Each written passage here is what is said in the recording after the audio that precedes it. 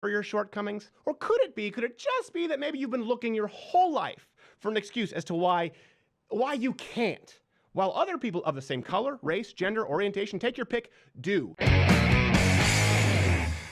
So here's my question of the day, and you can tweet me at @SCrowd or just comment below. Before we get into the next topic, as you look at the country, how do you see the country? Do you see any empirical evidence today for systemic racism, for institutional racism, as opposed to anecdotal, which I believe is the fuel on which our media runs today, entirely anecdotal evidence? Yeah. Comment below. I'm really curious to see. And why do I say that?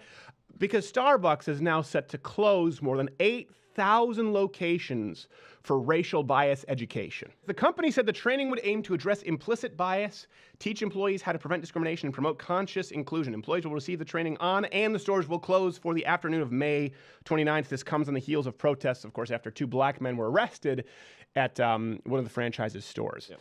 Now, first off, let me just be honest about my biases. I like my protesters how I like my coffee. Actually, with lots of half and half, and that tin that I think is cinnamon, but I'm not really sure that it's cinnamon, but I accept it as cinnamon anyway. That's how I like my protesters. So, before we move on, he thought it was going to be a zig, and then we zagged. No, some millennials may have good work. One thing I'm tired of millennials being the whipping post. I understand there are a lot of millennials out there who have good work ethics, okay? I don't think that everyone is lazy and whiny, and they do end up creating great technology. Some of them are innovators. But the reason why millennials are seen as whiny is because of stories like this. Yep. Because they create and find discrimination where there is none. The reason your grandfather isn't super sympathetic to your cause is because he was shot at by Nazis in a foxhole. Let's read the next quote, as opposed to you with the Starbucks and the re-education. The protests broke out at that Starbucks location on Monday, and demonstrators said the arrests were indicative of institutional racism. That word, I do not think it means what you think it means. It does not. So we're now declaring a Starbucks Dictionaries incident are your friend, folks. to be institutional racism. Yeah. And I know they're saying because the cops arrested Esther, but again, the police were called from the Starbucks. I think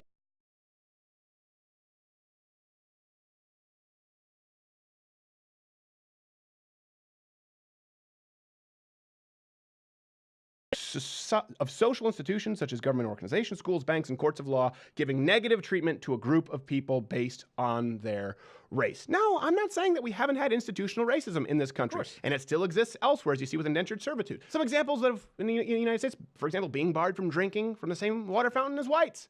Kind of fixed that with the Civil Rights Act of 1964. Or being prohibited from attending all-white schools. The Brown versus Board of Education case. These are examples of institutionalized racism, not being kicked out of a Starbucks because you refused to buy something. But I realized doing this, I did have to check my white privilege a bit because what with me not remembering the oft conveniently ignored portion of Martin Luther King Jr.'s speech. I have a dream today that all men would be able to loiter without purchase at their local Starbucks or Donuts Dunkin', or if they so desire, along with any of their colleagues, be able to purchase a $4 macchiato or $9 cold brew. I have a dream. Preach. So here's another example. As opposed to institutionalized racism, they are just aching, the left, people like Sean King, who tweeted this out, they are just aching to find a reason. They use these anecdotal examples as a launching pad for institutionalized racism. Sean King just tweeted this out, this video. Let's watch the video and look at the Sean King tweet. Roll the video, roll the video. So this is how you doing, bro? A black guy who uploaded and caused all kinds of outrage. Did anyone told you that you look like someone familiar? No. No, you never got that? Yeah, wanted to use the restroom. Wanted to use the restroom. No, but I was just about to go. You about to go purchase something? Yeah. Oh, okay. So, but before you made a purchase, they let you use the restroom, right? And I just typed in, I asked for the code. You asked for the code and they just gave it to you, right? Before you made a purchase? Yeah. Okay, all right. Come on. My white guilt forces me to answer the affirmative. Well, I was going to get everything food. you asked. Get food. Yeah. Okay, all right. Come up here with my iPhone 10. So this is Weston. And Weston hadn't made a Watch purchase this. yet, you guys. So I would like Starbucks right here on Redondo.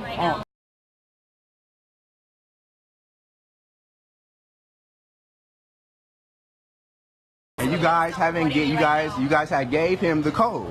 right? Isn't that what you did? My business right now. No, this is not your business. This is not your business. private business. This is Yes, not I your am the business, store though. manager. Okay, you may be a store I'm asking manager, you to but you're leave not right the, now. you're not in Actually, charge. Don't miss that part. I'm not allowed to be in here anymore. There you go. Why are, you see Now that the minority why are manager you upset wants with to me, release Weston? What did I do? I just tried to use the bathroom like you did, and they Kind gave of it being to an you. aggressive. Is it my skin color? Is it my skin color? Is it my Rodney skin color? King! Is it my skin Rodney color? King! I can use the bathroom, but Weston could. Amen.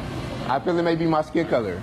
Hey, but this is about to be on social media. It's about to go in the shade room. There we go. World Star Hip Hop, And World Star Hip Hop, World Star Hip Hop, bye bye booey, bye bye booey. It is absolutely crazy. So again, you watch that clip. This just shows me that people like Sean King, they don't even care anymore. When we've had clips that we roll, we've gone, hold on a second, wait, there's some context there. Sometimes I think it was a pro-gun clip at one point. We're going, oh, what happened? That might not have been justification there. Yeah. We don't run it. In this case, you clearly see there was a prior conversation to this that occurred.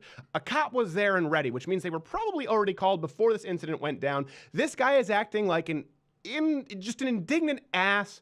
And of course, there's the white guy who is just intimidated beyond. Yeah, was he even really? He didn't look that white. No, I don't even know what he was. So again, let's compare this to examples of actual institutionalized racism, like being prevented from voting because of race, right? We had the Voting Rights Act. We made some progress there. Being forced to, not being allowed to sit at the front of the bus. That was a big one, right? Rosa Parks, revolution, sitting down. Good for her. Now, almost all of these movements today, if you contrast institutionalized racism, and if you look at that, by the way, they were won legislatively. They were won through education. Whereas in this case, these modern day tweet movements, these modern day movements are won by keeping people in the dark. Let's look through all of the major movements in recent memory.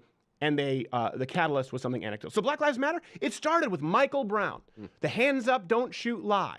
It was the anecdote. It wasn't about police brutality. It wasn't about the actual statistics, as we've covered on the show. When you look at the fact that you're actually more likely to be shot as a white young American than a black young American, statistically, we've talked about that. Go read it at lightofcolor.com. It wasn't about that. The Women's March, the pussy had economics, right? That was based on an Access Hollywood tape, the grab by the pussy. Who can forget that? That didn't have anything to do with the wage gap, which is non-existent. It didn't have to do with economics. It didn't have to do with unfair treatment in the workplace. It was based on an Access Hollywood tape. That was the catalyst for everyone marching on down the streets in pussy hats, which are now not allowed because they offend trannies. Rape culture. Offensive. Rape culture. Now, this one is a little bit more complicated, but rape culture has become a part of the societal vernacular from a few main stories. It was the Duke Lacrosse case, the UVA rape hoax, the Rolling Stone article, and Mattress Girl. And guess what? All of them turned out to be hoaxes. These were the anecdotal cases that were used to say there's a rape culture on campus. From people like Lena Dunham to celebrities talking about how there's a rape culture on campus. Clearly, the evidence is... No, there is no evidence that's in your favor. As a matter of fact, there is zero evidence. Just like there is zero evidence that women are oppressed, and there is zero evidence of systemic, institutionalized discrimination and or racism. But rape culture now, people believe it. You have Michael Ian Black on the show, he believe it. Naomi Wolf believe it. These are people who are professors. Barack Obama believed it. They're like the Muppet guys, only instead of yep, it's rape. Rape.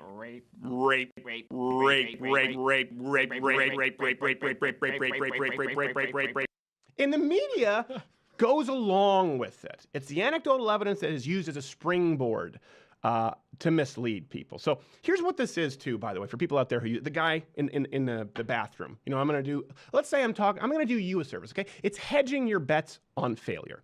It's giving you an excuse for your poor behavior, for your failure, because you chalk it up to some discrimination that doesn't exist. That's the reason people use this right now. That's what Black Lives Matter is. Michael Brown and the lie of hands up, don't shoot excuses the burning down of Walgreens and destroying your neighborhoods. CVS, I guess I got that wrong. Walgreens is a funnier word to say. Yeah. The grab by the pussy comment is why you can't find a job because you spent $50,000 on a gender studies degree. It's a reason for why you can't go into a little girl's bathroom despite having put on a dress and really, really, really wanting to. It's because President Donald Trump said grab him by the pussy. It's all because of systemic, institutionalized discrimination, which you prove through your anecdotes. It's hedging your bets, justifying your failure and your crappy behavior by acting as though there's some kind of barrier to entry. And in the United States, I can say definitively there is none anymore. There is no institutionalized barrier to success based on race, gender, or orientation in 2018. None. Zero. Unless you're an Asian with a higher than average SAT score, there are too many. Go back. We don't want you. There are too many. Get away from Stanford. We don't want your kind around here. So when activists like David Hogg say that old people don't know how to do democracy, remember, they didn't know how to preserve their democracy, so unfortunately we're going to have to take care of it for them, that little pissant. Well, here's the thing. these people who don't respect millennials, they actually fought for democracy. They actually died to save our democratic culture. We can go back to the World War II vets. That's why they appreciate it.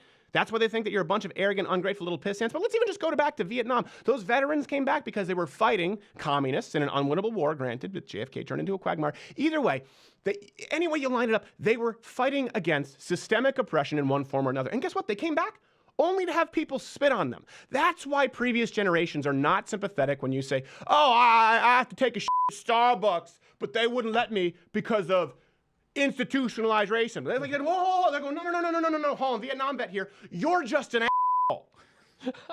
And you know what, by the way, that entire video, you know how that entire video could change the context?